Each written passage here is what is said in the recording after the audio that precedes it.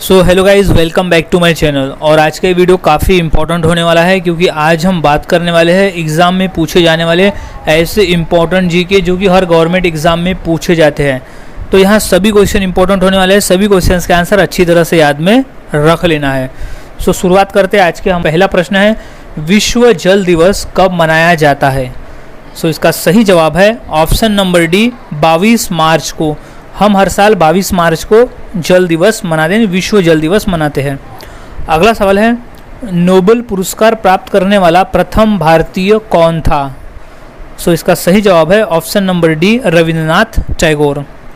अगला सवाल, mount Everest पर चढ़ने वाली पहली भारतीय महिला कौन थी?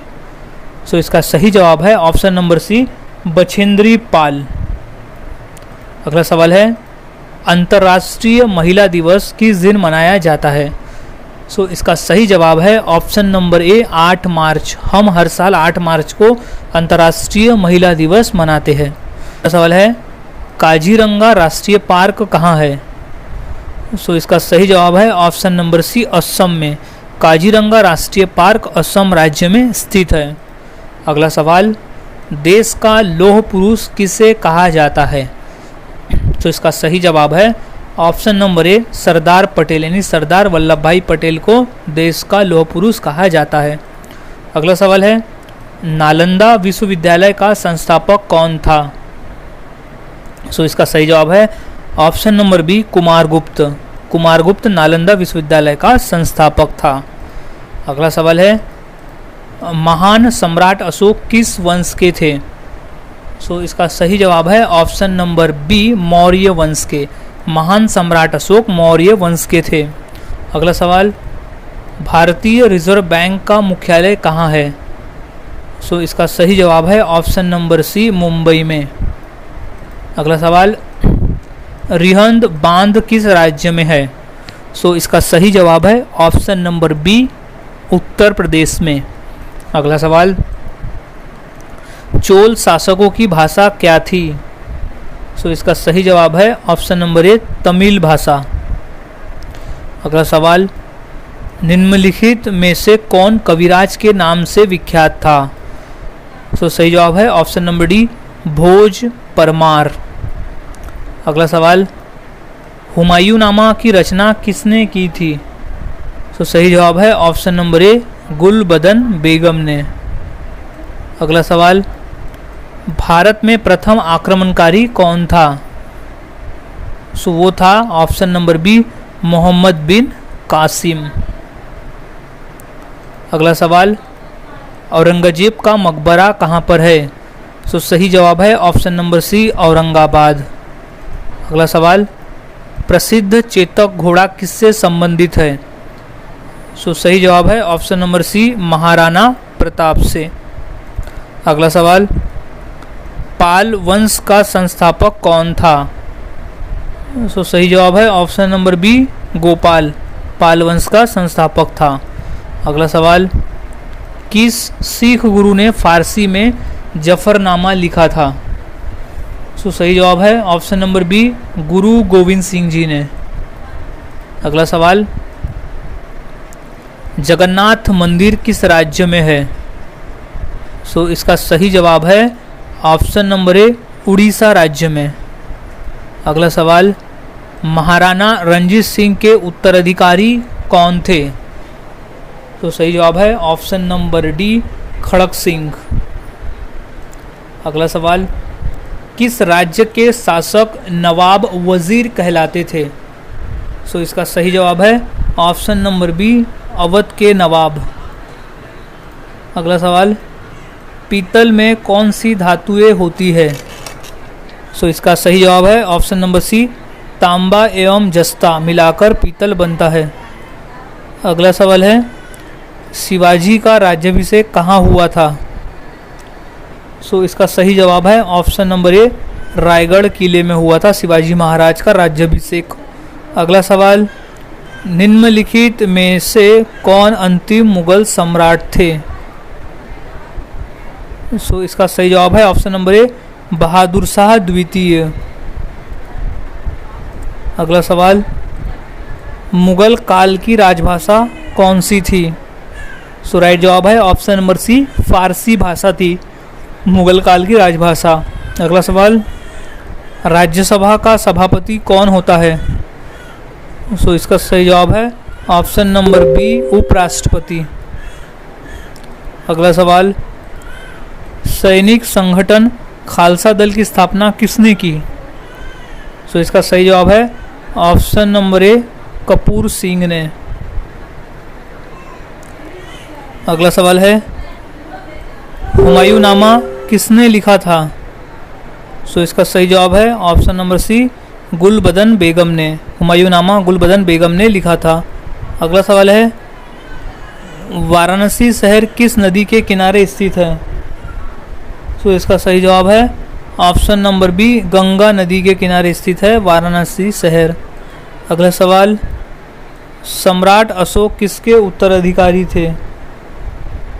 सो इसका सही जवाब है ऑप्शन नंबर ए, बिंदुसार के। अगला सवाल, महात्मा गांधी जी को अधनंगा फकीर किसने कहा था? सो सही जवाब है ऑप्शन नंबर सी, चर्चिल ने। अगला सवाल है, चार मीनार कहाँ स्थित है? सो सही जवाब हो जाएगा इसका ऑप्शन नंबर बी, हैदराबाद में। अगला सवाल, महात्मा गांधी का जन्म कब हुआ था? तो इसका सही जवाब है ऑप्शन नंबर बी, सन 1869 में। महात्मा गांधी का जन्म हुआ था सन 1869 में। अगला सवाल, अजंता की गुफाएं कहाँ स्थित है? तो इसका सही जवाब है ऑप्शन नंबर सी, महाराष्ट्र राज्य में।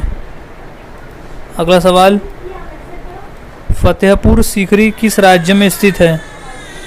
सो इसका सही जवाब है ऑप्शन नंबर सी, उत्तर प्रदेश में। अगला सवाल, गौतम बुद्ध का वास्तविक नाम क्या था? सो इसका सही जवाब है ऑप्शन नंबर बी, सिद्धार्थ। अगला सवाल, बुद्ध किस वंश से संबंधित थे? सो इसका सही जवाब है ऑप्शन नंबर ए, शाक्य धर्म से संबंधित, शाक्य वंश से संबंधित थे गौतम बुद्ध। अगला सवाल, अंतर्राष्ट्रीय मजदूर दिवस कब मनाया जाता है? सो इसका सही जवाब है ऑप्शन नंबर डी, 1 मई को हम हर साल अंतर्राष्ट्रीय मजदूर दिवस मनाते हैं। अगला सवाल, किसने कहा था दिल्ली अभी दूर है? तो इसका सही जवाब है ऑप्शन नंबर ए, निजामुद्दीन औलिया ने। अगला सवाल, ईसा मसीहा का जन्म कहाँ हुआ था? सो इसका सही जवाब है ऑप्शन नंबर सी,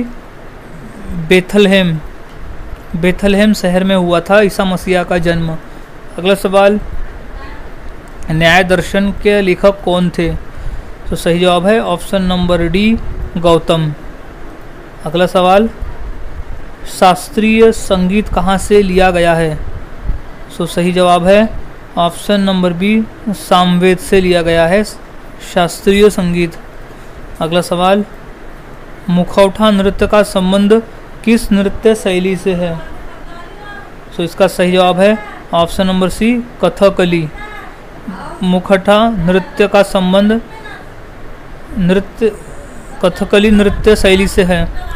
अगला सवाल है, सबसे प्राचीन वाद्य यंत्र कौन सा है? तो सही जवाब है ऑप्शन नंबर बी, वीणा। अगला सवाल, मोनालिसा क्या है? तो सही जवाब है ऑप्शन नंबर बी, एक चित्र है मोनालिसा। अगला सवाल, इनकलाब जिंदाबाद का नारा किसने दिया? तो सही जवाब है option number D, Bhagat Singh ने दिया था इनकलाब जिंदाबाद का नारा। अगला सवाल है, ओणम किस राज्य का प्रमुख त्यौहार है? तो सही जवाब है ऑप्शन नंबर बी, केरल राज्य का।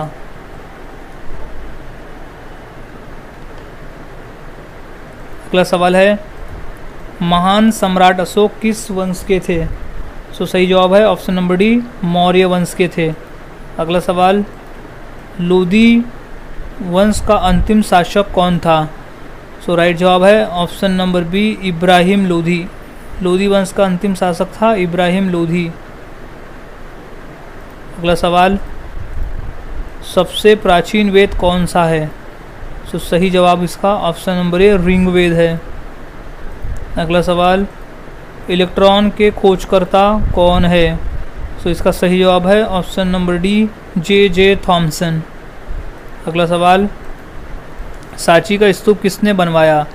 सो इसका सही जवाब है ऑप्शन नंबर ए, अशोक ने। क्वेश्चन मोस्ट इम्पोर्टेंट है, ये क्वेश्चन कई बार पेपर में पूछा भी जा चुका है। सो अच्छी तरह से इस क्वेश्चन के आंसर को याद में रख लेना है। अगला सवाल, रानी लक्ष्मीबाई का मूल नाम क्या था? सो इसका सही जवाब है ऑप्शन नंबर सी, मणिकर्णिका। अगला सवाल है, ऑस्कर पुरस्कार का संबंध किस क्षेत्र से है? सो सही जवाब है ऑप्शन नंबर ए, सिनेमा के। अगला सवाल, भारत की सबसे ऊंची मूर्ति कौन सी है? सो इसका सही जवाब है option number C, statue of unity. Bharat की सबसे ऊंची मूर्ति है स्टैचू ऑफ यूनिटी।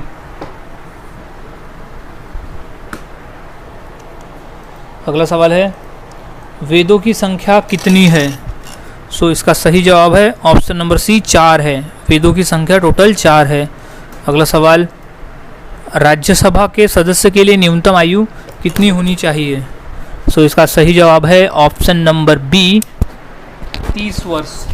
30 वर्ष होनी चाहिए राज्यसभा के सदस्य बनने के लिए।